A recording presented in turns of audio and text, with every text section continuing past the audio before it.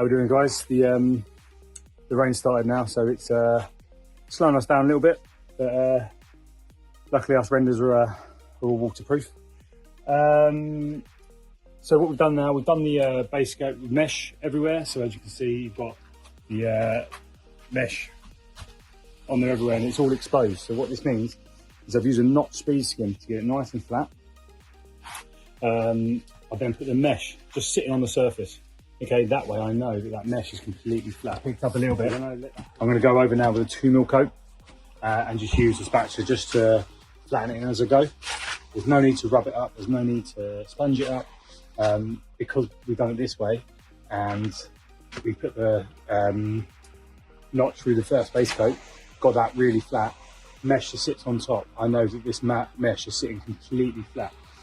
So there's no need to go over it, rubbing it up, trying to get it flatter. All I'm doing is put a 2mm coat over it to close the mesh in.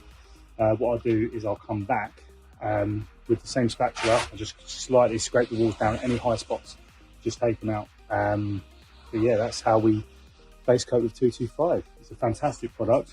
One of the big questions I get quite a lot with 225 is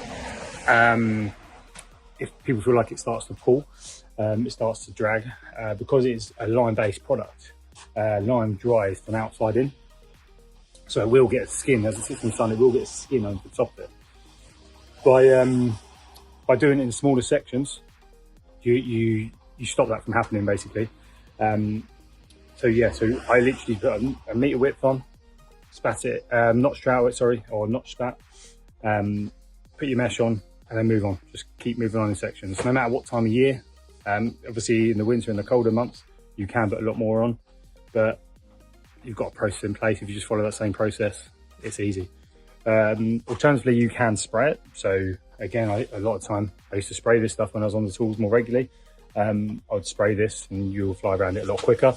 You just need to make sure you've got people behind you that are actually putting the mesh on and keeping up the spray.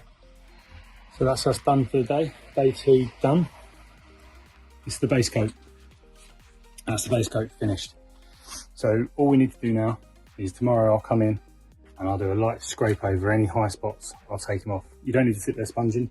You don't need to sit there rubbing it up. You don't have to spend hours with a power flow getting it nice and smooth. All we're going for is flatness. This is now completely flat. If you put a wall up against this, no matter which angle, it's going to be completely flat. It doesn't matter if it doesn't look like a finished wall. It still needs to have a primer on top, and it still needs to have a top coat on top. So that's all we're going for, is a flat wall. Yes, the bottom line is, you could spend hours after rubbing it up, getting it all nice and smooth. But for me, I'm going home. See you later.